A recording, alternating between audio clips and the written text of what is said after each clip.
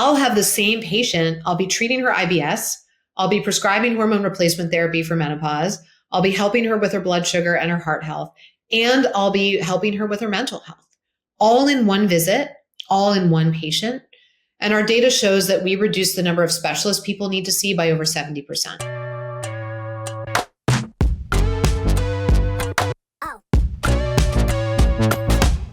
Welcome to Taking Care of Lady Business, where we get real about what it takes to succeed, whether it's in business, life, or both.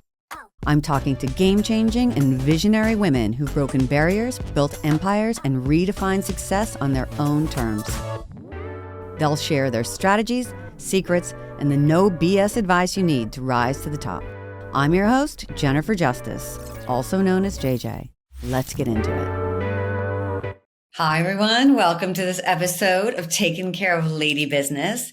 Today, we have Dr. Robin Berzin.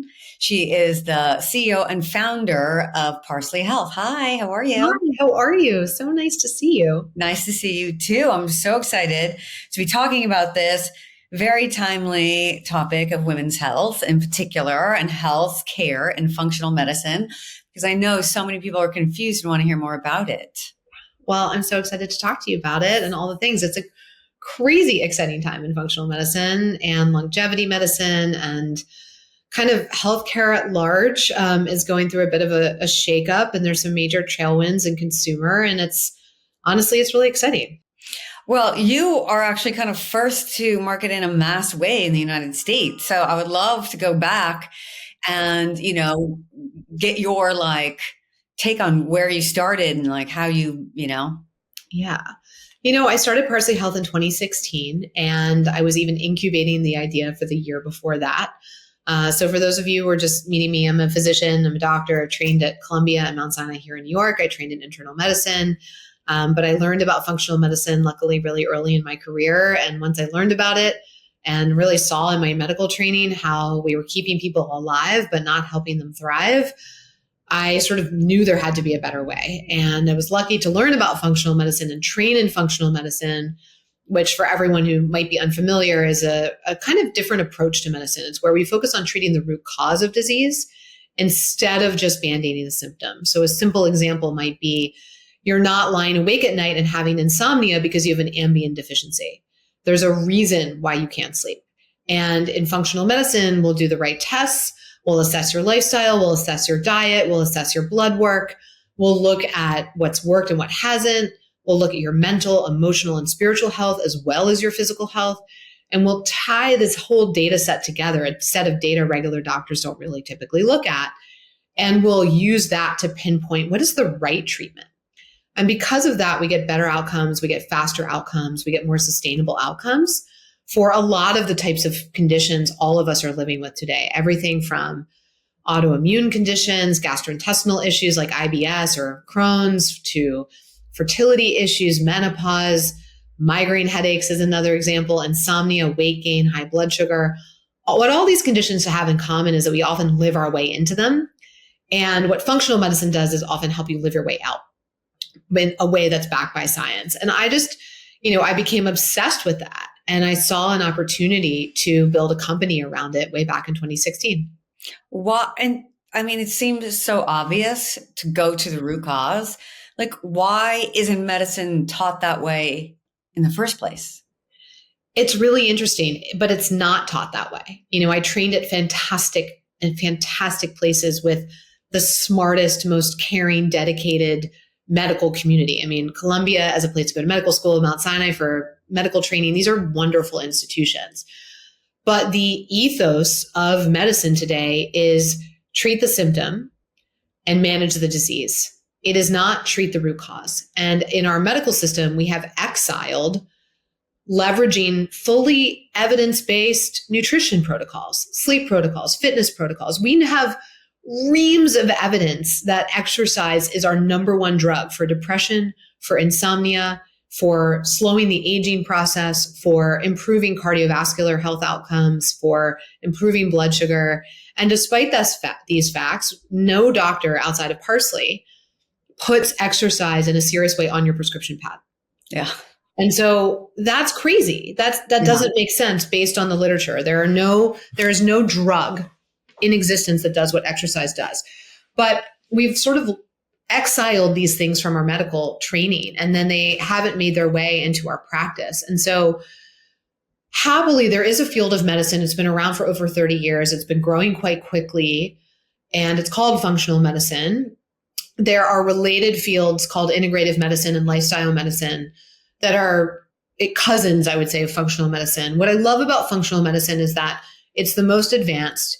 It is the most root cause focused. It leverages the most advanced diagnostic testing. And whereas integrative medicine kind of says, well, let's use a natural therapy. Maybe we'll use an herb instead of a drug. That is thinking is just about natural over synthetic. And I don't actually care. I want to use the best tool for the problem. Drugs are great. Like we prescribe them in functional medicine all the time. I don't want natural for the sake of natural. I want to treat the root cause. So if you're prescribing an herb instead of a painkiller for a headache, maybe that's more quote unquote natural, or integrative, but it's not saying, why do you have headaches? Mm-hmm. Where are these migraines coming from? Is it a magnesium deficiency? Is it a menstrual issue and how you're metabolizing your estrogens? Is it high blood pressure in disguise? Is it chronic stress? Is it too much caffeine? What is causing this? And what makes functional medicine unique is that root cause analysis and treatment. And that makes it so much more effective than anything else out there. Yeah, for sure. And, I think one of the hot buzzwords, and for good reason, has been menopause, right? Yes. What are you finding in functional medicine? We all have heard all of these stats, like you go to medical school and you learn about it for 4 hours in all of your training, et cetera. Right. Like, what are you doing at Parsley that's been different and helping in this area? Yeah, so we do a ton around female hormones, and we're actually about to launch a whole program around it, which is really exciting. We do a lot of perimenopause and menopause care. And what makes the functional medicine approach different than what I'm seeing in terms of the menopause services out and available on the market is pretty important. Number one, we do extensive testing, and we figure out where are your levels and what should we be prescribing. I am seeing so many menopause services that do absolutely no testing whatsoever and then are prescribing hormone replacement therapy and other medications. They have no idea what they're doing. That is inappropriate medicine, but it's a lot faster and a lot easier to see a doctor online and get a hormone replacement therapy prescription in 15 minutes or 30 minutes, who's never met you before, who's not assessing the other aspects of your health, and who says, here's a hormone replacement therapy prescription. And that is not good medicine. And that is not how we approach it in functional medicine. How do they even prescribe something without doing a full blood panel? Exactly. But they can, legally they can. And so, menopause is not a regulated space. On the one hand, I'm glad that there's more menopause services out there. That's a good thing. It's a starting place. But there's a big difference in terms of quality personalized care and services whose business models depend on selling you hormone replacement therapy as a drug. And unfortunately, the businesses that we all know, they're the ones that are the biggest and the most popular right now. Their business models all depend on selling you hormone replacement therapy. So they don't want to do testing. They don't want to find out what you really need. They're actually not even interested in figuring out, is the weight gain you're experiencing not menopause and not perimenopause? And it's actually having to do with your blood sugar or a thyroid issue or emotional eating or something totally unrelated to your female hormones. And that's the other thing that we do in functional medicine. We always look at the whole of you, I think it's important because women are being told right now, oh, HRT is good. Go get hormone replacement therapy. Do not pass go. Just sign on up. But that puts the burden on us as women to figure out, is this perimenopause? Is this menopause? And I'm seeing all these women in perimenopause who are being told that their symptoms are because of their perimenopause when they're not.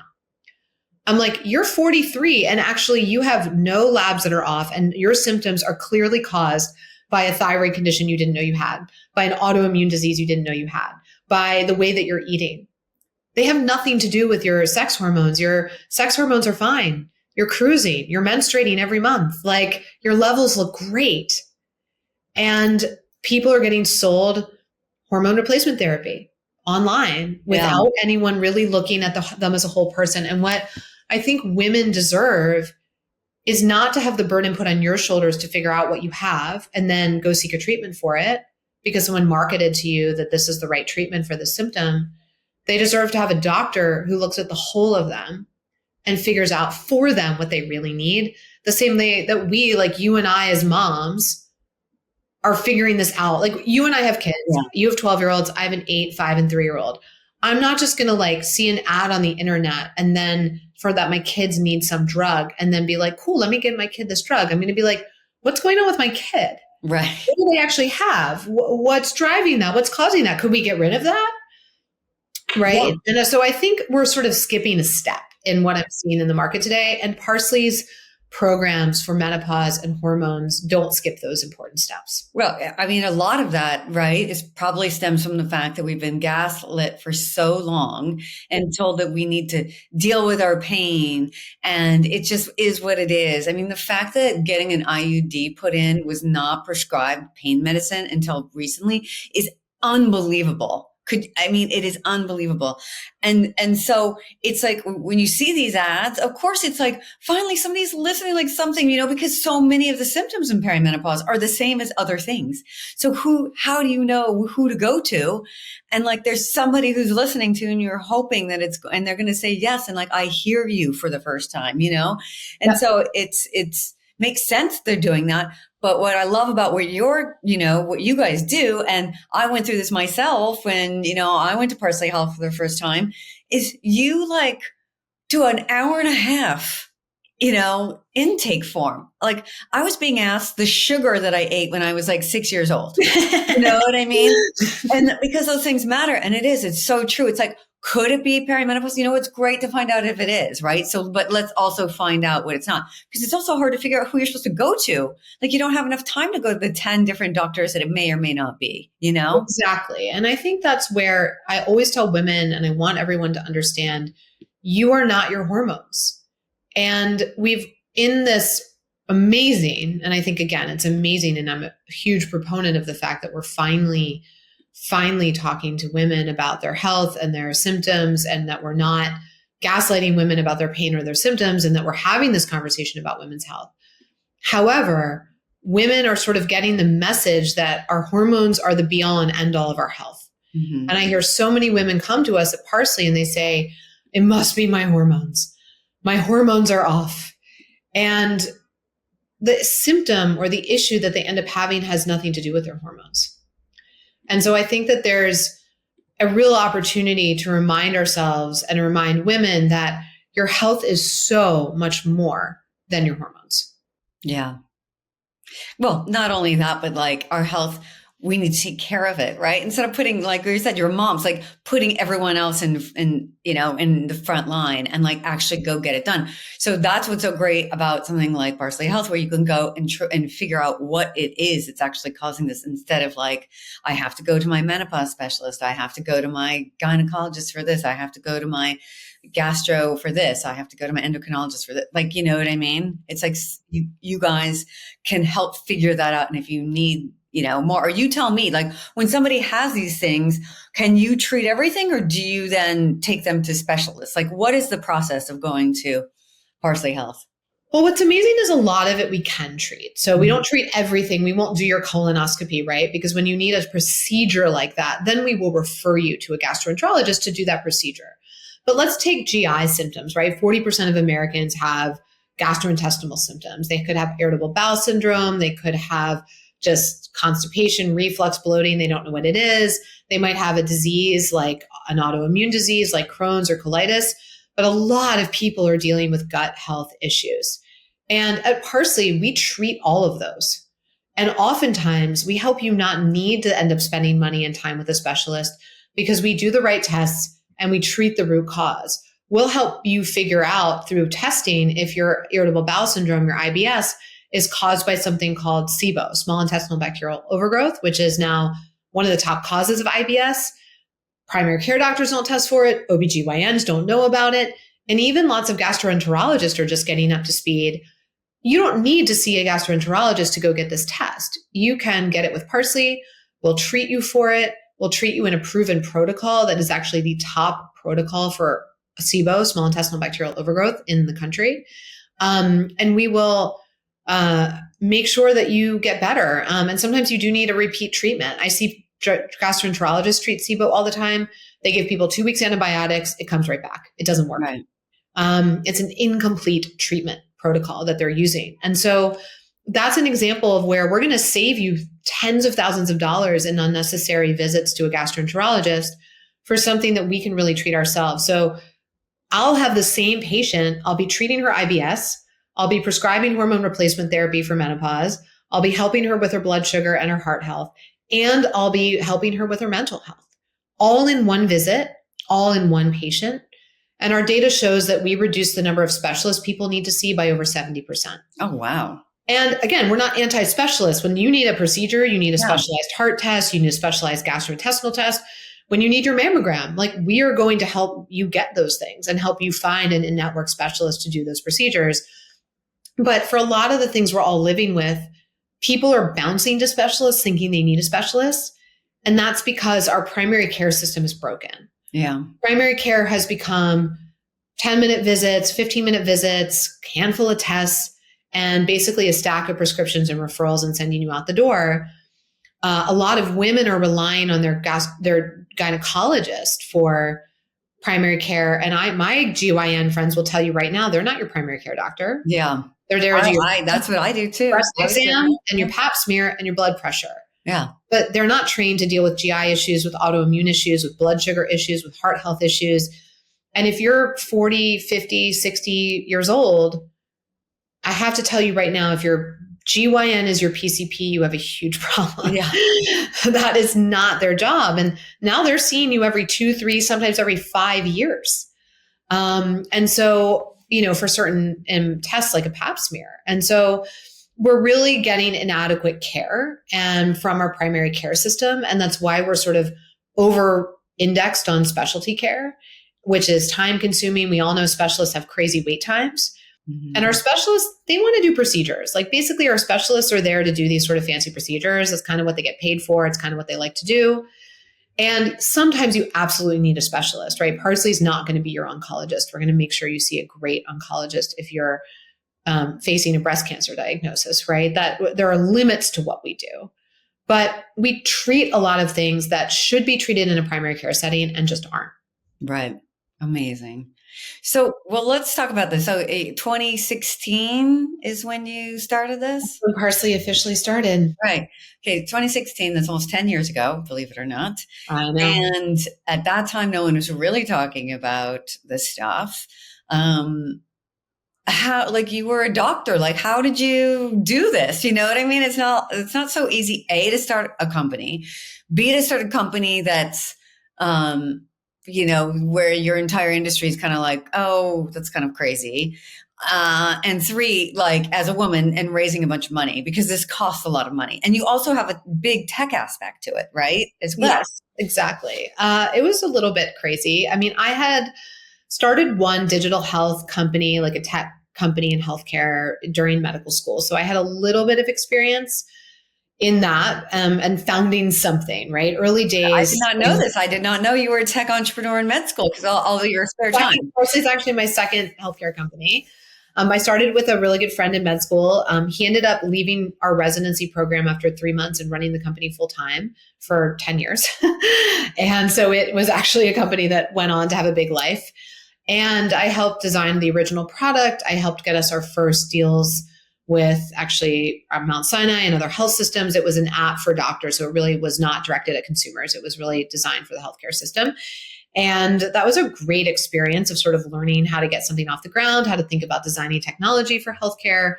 I hadn't done any of that stuff before. And so I got a little bit of a taste, although I would say in that time, my co-founder, he had started companies before medical school. So he really did all the fundraising and investor pieces. Like I had no experience from my first startup in that. I was more of a fly on the wall for that part of the company.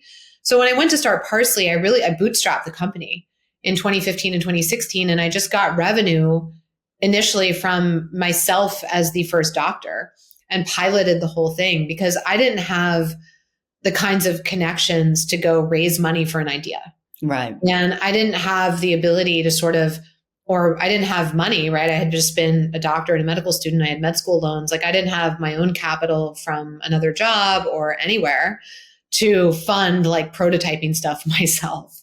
And so I had to just have the thing make money day one. And my view was in 2015, 2016, that year, I kind of piloted my own practice as Parsley Health, but it was just me, 2 part-time health coaches, and like a admin person. That was it. And I said, if I can't get a few hundred patients to sign up for this in the first year, then like, I don't want to raise a bunch of venture capital and go build this company because like, I don't know, maybe there's no there. I wanted to like prove to myself, in those days, functional medicine has become more recently, like only in the past 2 years, really like more of a household name. But in those days, nobody knew what it was. I was constantly educating people. We were way ahead of where the market was on longevity and this idea of functional health. And so I just had to kind of run the experiment for myself. But I was so passionate about it. And I believe this needed to be in the world. We needed a tech-enabled, branded, beautiful, great experience version of functional medicine. Because at that time, the only functional medicine that there was these like crazy expensive private practices. Mm-hmm. And there were no insurance. No insurance. Yeah. Wildly expensive.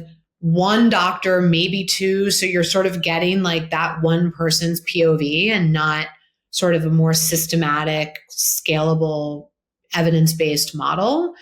And it just felt like the Wild West. And I was like, there's so much here. Like what functional medicine is so smart and beautiful, but it's not being offered in a more streamlined, standardized way. Like there were no practices that had like even 5 doctors, let alone 30.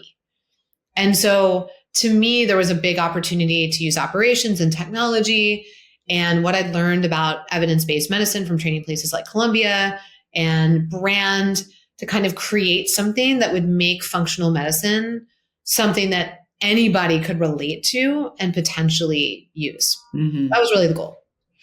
And then what happened? How did you, when did you like start like, raising money and realizing like this is something? And obviously those couple hundred people came because it's still here, right? You proved out the thesis, but yeah, how, when you started getting in those rooms, like how did you convince people to give you money? I really had to go and just ask all of my friends with startups how they had raised. I had a couple of friends, very few, who were like investors who I asked questions to. So I put together a deck and I got introductions to people and I decided I was going to go raise a seed round, a pre-seed. This is hilarious because my first round was $500,000.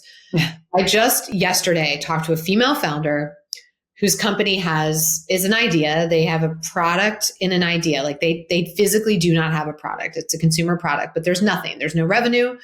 There's no product. And their seed round, which she just closed, $5 million. and I'm laughing and I'm like, I raised $500,000 from a business that already had revenue. But it was a different time. It was a different time. And, also I wasn't somebody who knew investors and knew how to do this. So I really just asked a lot of questions, fell on my face a bunch, was out giving talks, had people using the service, got some good advice. I remember I actually got advice from someone who was a budding VC herself. And she and I traded venture advice for medical advice at one point.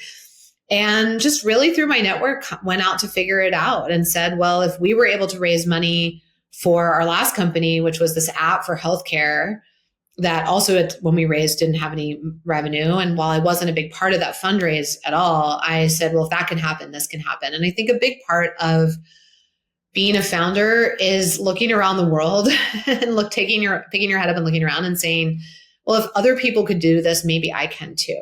Right. But then not just being like Pollyanna about it, being like, cool, that means I now have to go figure out how they did it. Yeah. So it's like giving yourself that permission, like I can do this too. This is possible. People seem to do this. But then going beyond that to really understand, well, what did those businesses have to have? Like, what did they need to convince investors? Right. And understanding that like your business might be a little different. So making sure that the metrics and the things that are going to make your company work, that you're clear on that. Right. My first company was an app for doctors in hospital settings, right? The fundamentals of that business were completely different than Parsley, right? So I had to really understand, well, what's going to drive my business? What are the costs be? What is the cost of acquisition going to be? And I remember putting together a P&L, profit and loss, model. I'd never built a financial model. Nobody in medical school teaches you how to build financial models. That's just not part of med school. And I got some advice from like some financy friends on how to do that. And I brought it some people I thought were smart and got their feedback. And, somehow convinced some angel investors and some VC funds to put $500,000 into the business to get us off the ground. Amazing. And how many rounds have you raised since? Oh God, too many to count. I always say we've left the alphabet. We have at this point raised over 100 million for Parsley. Amazing. I mean, that's no small feat for anybody, let alone a woman. So, congrats to you on that for sure. And then, and what is the growth strategy of Parsley is, because I know it's, medicine is very regulated state by state, right? Yeah. So we grow through selling services via telehealth across the country. We do have clinics, so you can come in person for Parsley in New York and Los Angeles, but most of our members, even some of our New York and LA members, are seeing us totally online because that is convenient. And people always ask, I'm like, we can prescribe drugs to your local pharmacy. We order your labs to your local Quest. We send you the fancy kind of testing we do. We send you in a little kit at your house. And you can do everything from home or your office. You really don't need to come see us in person, but you can. Some people like to. And all of our doctors are board certified doctors. We one of the things we did early on is we built a training program, our own fellowship actually in functional medicine at Parsley. So every provider who comes to Parsley goes through our in-house training program, which enables us to supervise these providers to ensure they're top quality. We hire them to be top quality, but every now and then you hire someone and you're like, you're not meeting our standards, right? And we have let people go if they did great in the interview process and they met all of our credentialing bars. And then we saw them in action in the first month and we were like, no, very rarely, but it does happen. So our standards here are incredibly high. And we have a fellowship training program because we recognize that in order to scale, there just weren't that many doctors trained in functional medicine. And the ones who were out there, they're in private practice. They were kind of doing their own thing. We wanted to be able to hire like great board certified internal medicine and family medicine doctors and train them in functional medicine and train them our way. So a doctor could come here from general primary care and be an excellent primary care doctor and we train them in functional medicine, or they could come already being in their own practice of functional medicine or practicing somewhere else. No matter what, they go through our training program because Parsley's medicine is different. It's all evidence-based. Everything's protocolized. We do things a certain way. And we always say to people as we're hiring them, listen, whatever you did, wherever you did it, this is how we do things here. Are you ready for that? Because that has to be how it is, right? We have to be able to guarantee a certain level of quality and standard of care. So that's one of the things we did to scale. In terms of the state-by-state thing, it's a big pain. You have to get your doctors licensed in different states. So most of our doctors, they might be sitting in New York, but they might be licensed in 10 states. I'm licensed in New York, California, and Florida, for example. So I carry multiple licenses. That's pretty typical today. And so our folks are working with our amazing team all over the country. Our folks who are seeing patients in person might be doing some of that and some virtual care. And then we built a whole technology platform around it so that it's easy for our members to sign on, schedule their visits, send us a message. We have all these fun like perks and programs where you can get access to fitness and meditation and healthy food. On the back end, we have a bunch of tools for our providers to use. And so it's all sort of built into the system that's very much designed around delivering functional medicine at more than the like single location practice level.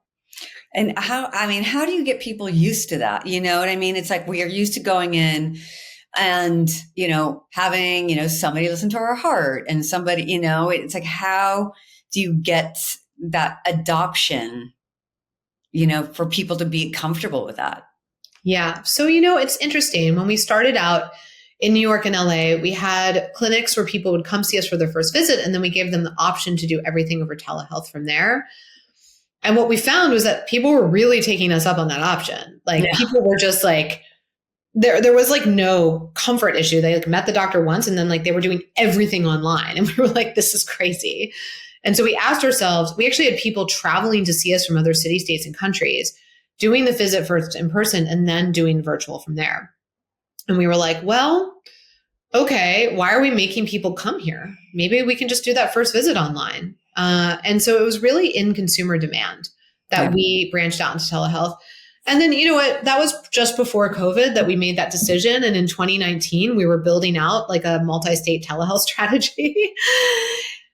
And then COVID happened. And we were already doing so much online care for our existing members in New York and California that like we didn't skip a beat and we didn't lose our members because they were all used to doing telehealth with us. Yeah. So a lot of the brick and mortar businesses all of a sudden had no utilization.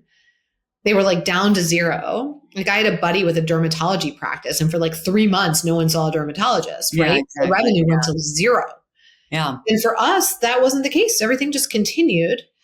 And then what happened was we sort of acclimated a huge population to telehealth through COVID. And I could never have predicted that. And I think that's one of the silver linings of the pandemic, which was a horrible thing for everyone to go through. But one of the silver linings is we accelerated norms in medicine that were taking way too long to get normal. If you want the best oncologist, don't you want to see someone who's 3 states away if they happen to be the best? If you live in a rural area and you're a doctor, that the good doctor's 2 hours away and you're taking care of kids or you've got a job and you can't drive those 2 hours, don't you want to be able to see them? Yeah. I mean, the idea that you should only be able to see doctors who are within a few minutes of you is like an archaic concept. Mm-hmm. And sure, if you just broke your arm or you need to be hospitalized, you want those kinds of doctors to be real close to you. But medical expertise around chronic disease you're living with all the time, somebody with heart disease or high cholesterol or diabetes or headaches, right?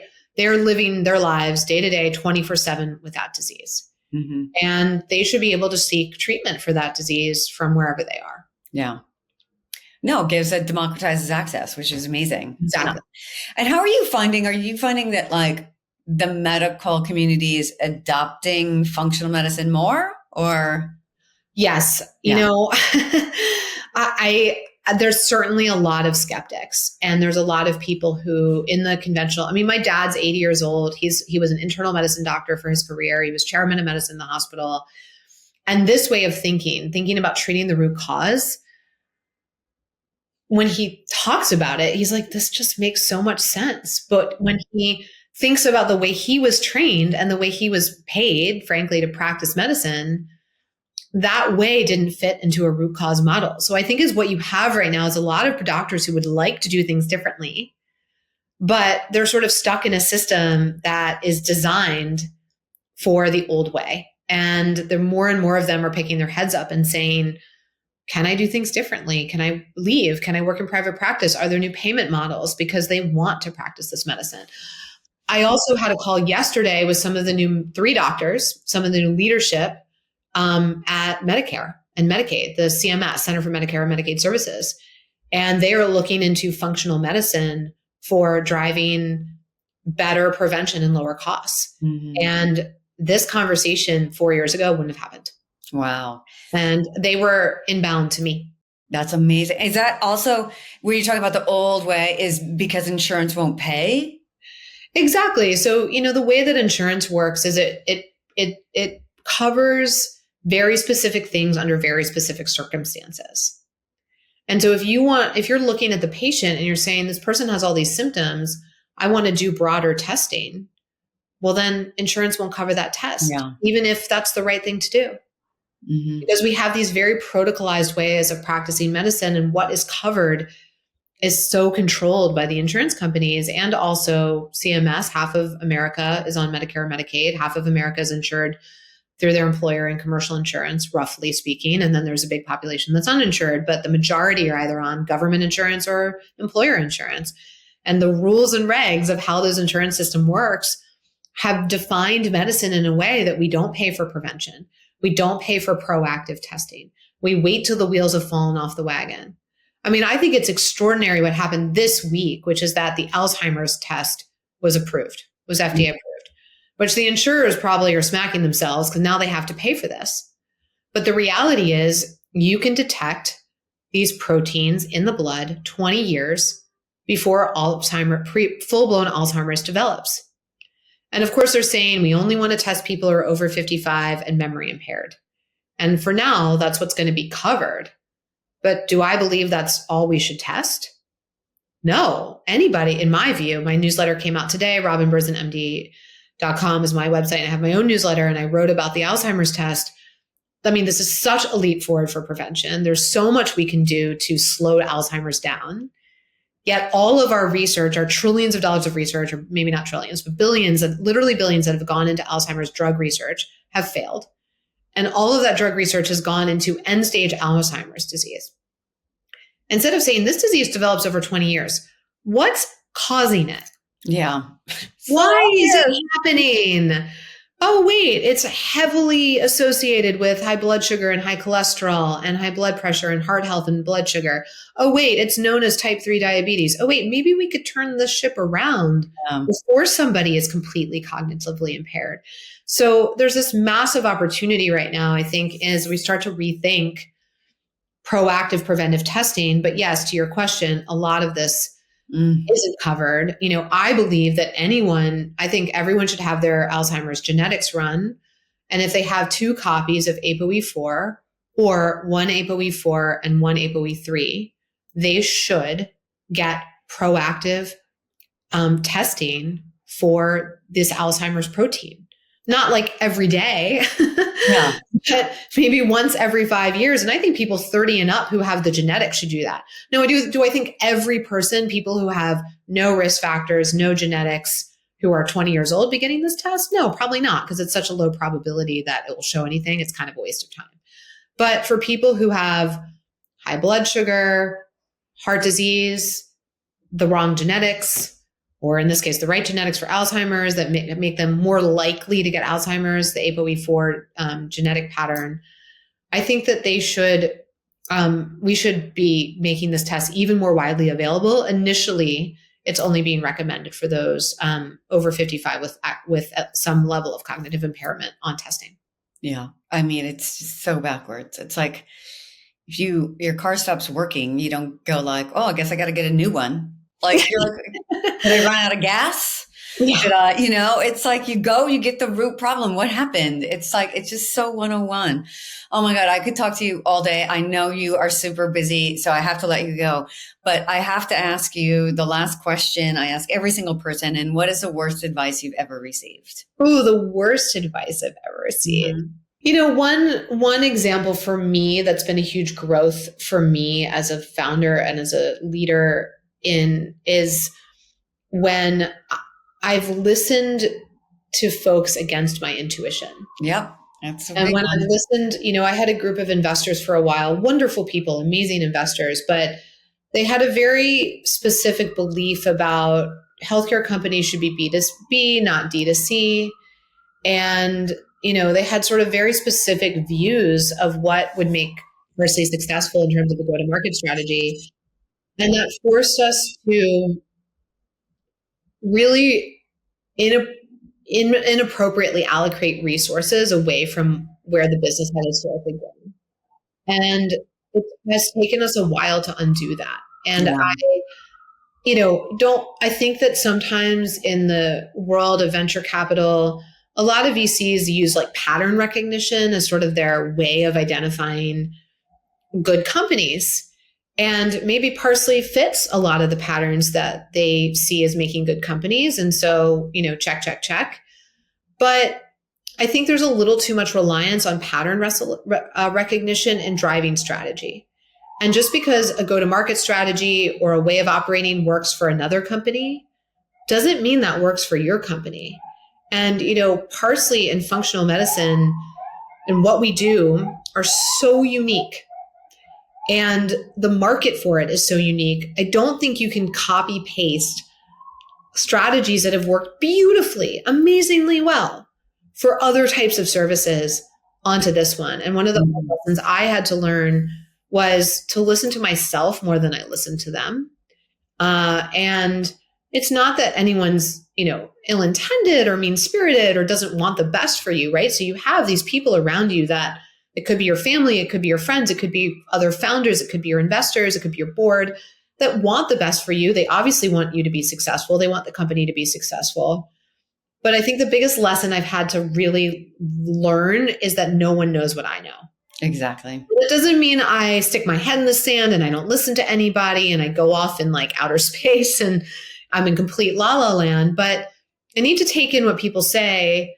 But then I also need to say, does this really hold true for me and for this company in this time?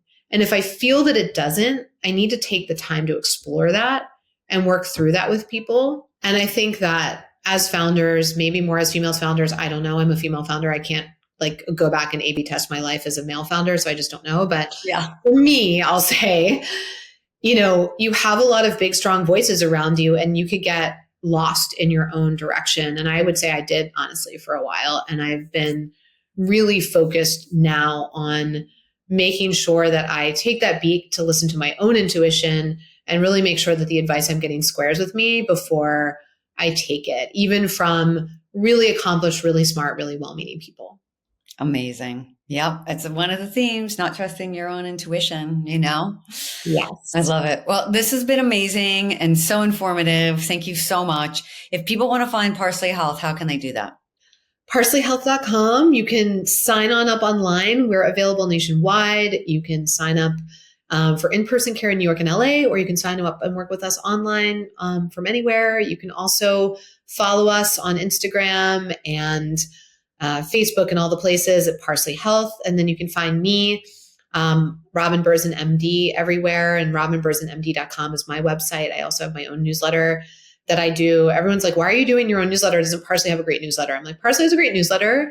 Writing a newsletter for me, a very short newsletter each week, is for me about just tapping back into the subject matter that I love. So my newsletter is not about business at all. It's about the medicine that we practice and women's health and longevity and functional medicine and the health topics that are in the news that we're all asking about, like the Alzheimer's test. For me, being able to write on that stuff just for a few minutes each week is like remembering why I did this crazy thing in the first place. And so that's why I do it, everyone. And then it seems like some of the stuff I write is somewhat useful. So I love it. Yeah. Thank you. All right, everyone, go get healthy here. Let's find get healthy. Be healthier than ever. That's my motto. I love it. Well, thank you. Thank you for everyone listening to this episode of Taking Care of Lady Business. Until next time, I'm Jennifer Justice. Thanks to MedJet for supporting the Lady Business podcast. If you're hospitalized or your security is threatened while traveling, they can get you home. I'm a MedJet member and have been for years. Everyone who travels should be. Enroll before your next trip at medjet.com. Thanks for tuning in to Taking Care of Lady Business. Don't forget to like, subscribe, rate, and review. And also share this episode with a friend who needs that extra push to own their success. If you want more strategy stories and exclusive content, follow us on TikTok at Taking Care of Lady Business, on Instagram at thejustice.dept and Jennifer Justice L, or visit our website at thejusticedept.com. Taking Care of Lady Business is a production of Lady Business LLC.